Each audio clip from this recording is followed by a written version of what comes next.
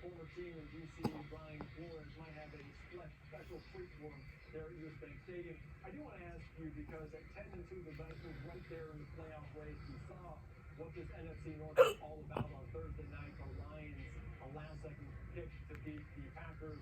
The next 5 or so weeks, they do play 3 NFC North. What's the mindset for the Vikings in terms of that, in terms of how they carry momentum toward a playoff push?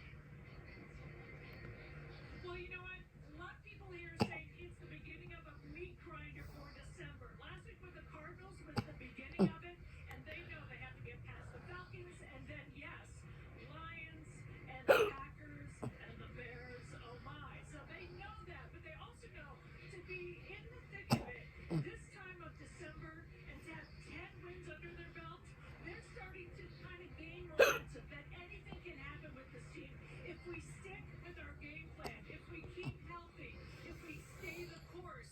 They don't care if it looks pretty, because many of these wins have not been pretty. But they don't care. They just want to keep at it. They're taking a page out of BJ Fleck at the University of Minnesota. They're saying we're just 1-0 this week. 1-0 in the Falcon season is all we want to do. So that's their mindset. Yeah, it's going to be a fun one. We'll see if they can potentially clinch, like you mentioned. There's so many scenarios out there, but they could find themselves in the playoffs confirmed after today. Don, always great to chat with you. Enjoy